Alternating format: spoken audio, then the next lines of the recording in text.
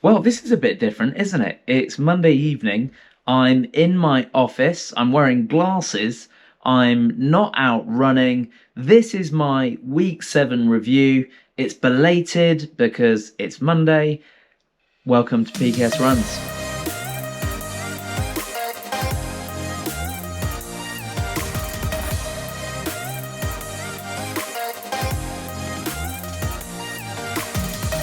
So, welcome back to the channel, everybody. I've got a cup of tea here. It is 8 o'clock on Monday evening. I have just finished my day's work. It's been a long one, first day back after a week off, and I thought I would give you an update on how week 7 went. Why are we doing an update today? I always do an update on Saturday morning when I do my long run. Well, quite frankly, I didn't get out for a run all weekend. And so I didn't have the opportunity to film. I was decorating on Saturday, and yesterday I did Sweet FA, and it was absolutely glorious. I didn't even leave the house. I don't think I even got over 3,000 steps. I was absolutely pooped last week. That is the summary of the week. I got 50 miles in over the course of the week. In fact, I think 52 miles. And by Friday, I was absolutely cream crackered. But before we go there, let me just remind you, my name is Paul. Thank you so much for watching. This is PKS Runs. I am on a mission to get my PB down from 2:45 down to 2:40 at the London Marathon or at the Valencia Marathon at the end of this year. I've got 8 weeks to go, 2 months, and this is proving to be an absolute beast. I have had ups and downs. Every week is different. Last week I was in New York and Philadelphia. This week I've been back home recovering from jet lag. I've had the week off. So if you have somehow stumbled upon this video, thank you so much for staying with me this far. I know we're only a couple of minutes in, but I do genuinely appreciate you watching. Please do hit the like button, subscribe, hit the bell button so that you don't miss any videos. It is great to be able to share my journey with you. I'm just an average amateur runner just like you. I've got a full-time job, I've got a wife, I've got 3 teenage daughters and an incredibly busy life. I am an absolute gym obsessed, strength training fueled runner. I love sharing my journey. I'm on Instagram and on Twitter, and no, I'm not on Twitter. Oh my goodness, that's a blast from the past. I'm on Instagram and TikTok, and you can find me on Strava at PKS Runs. There is also a PKS Running Club podcast. So last week, let me sit up straight, have a sip of tea, tell you all about it. Last week was all about variables. If you're a scientist, you know that if you're going to conduct an experiment, you need to have variables. It needs to be something that you can compare your results against. And last week, or over the last couple of weeks, I have been thinking a lot about variables. And I've been trying to determine why I have been struggling with the training. I've been struggling. I'm doing the Ben Parks training. I say I'm doing the Ben Parks training plan. I was doing the Ben Parks training plan. I haven't done anything in the plan for the last 3 weeks, probably 4 weeks actually. I've really struggled. I've been just doing my own thing, just trying to cling on. And so there are a couple of things that I have been struggling with. Firstly, groin injury. Minor groin strain, not a massive problem. It reared its head a couple of weeks ago at the end of what had been a good week, in fairness, and it's been niggling ever since. In honesty, I've had this groin strain since about this time last year, so it's reared its head a couple of times where it's actually caused me like moderate discomfort, but generally it just sits under the surface and I'm able to ignore it. Probably complete rest would fix it. Some proper rehab would fix it. But life is short and I'm a runner, which means by definition, when it comes to injuries, I'm a bit of an idiot. So that hasn't been playing up this last week. But one thing that I have really noticed over the last month or so is my calves have been dead. I mean, like sometimes I get out of bed in the morning and have some breakfast, get out for my slow run to the gym, and my legs just feel like lead weights, the calves particularly. I've never had any problems with quads. I have very little problems with my hamstrings. My calves, though, over the last 6-8 weeks have just felt horrid. Not injured, not tight, just horrible. And in thinking about variables, I've been trying to figure out, like, am I fueling enough? I've been eating more. Have I been doing enough stretching and massage gunning and compression booting? And I've been doing all of those things. And I realized that in December last year, there was one change that I made, and that was with regards to footwear. I've always been a really keen proponent of having a broad shoe rotation, lots of different styles of shoe, typically same brand. I've always run in Nike trainers, running shoes.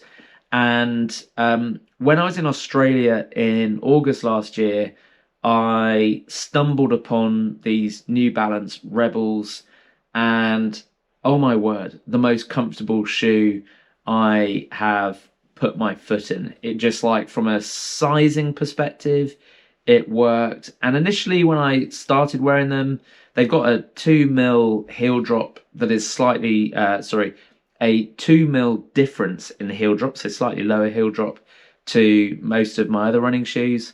I was feeling like that tension on the Achilles, but I overcame that, kind of rotated them in and out. In December, I did the Red December sort of run every day, and I wore those pretty much, every day. And I got used to wearing them, and I got used to, I guess, the slight, the difference in the tension on the Achilles.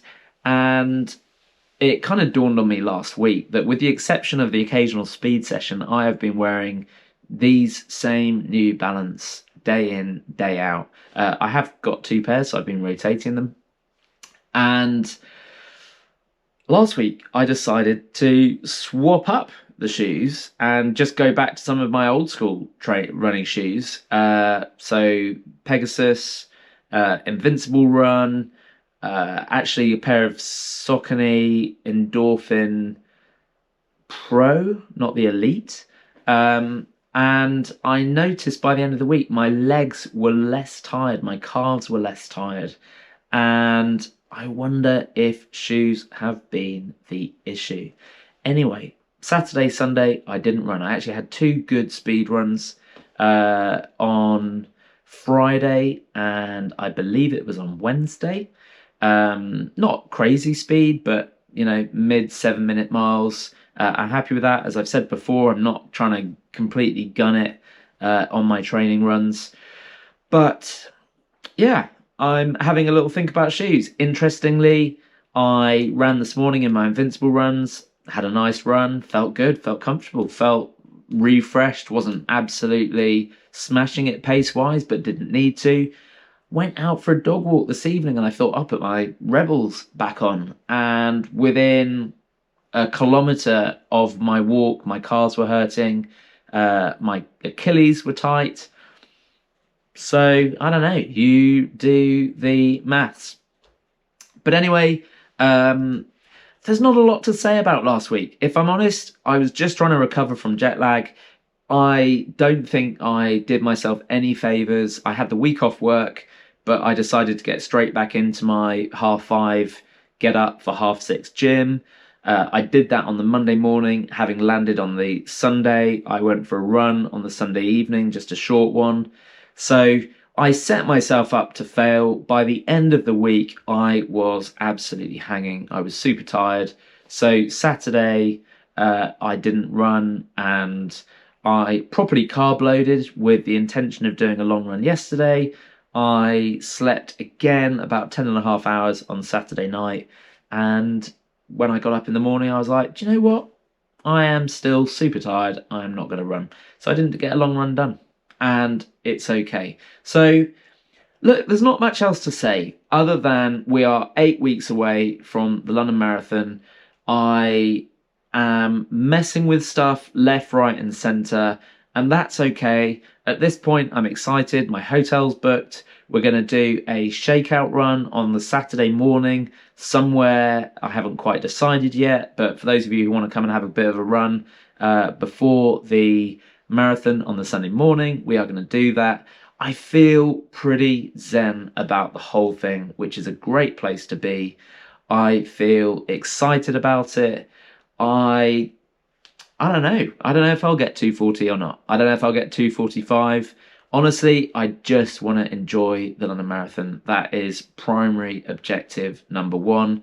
There are a couple of other variables that I could mess with in terms of my training load. I train every morning after the gym.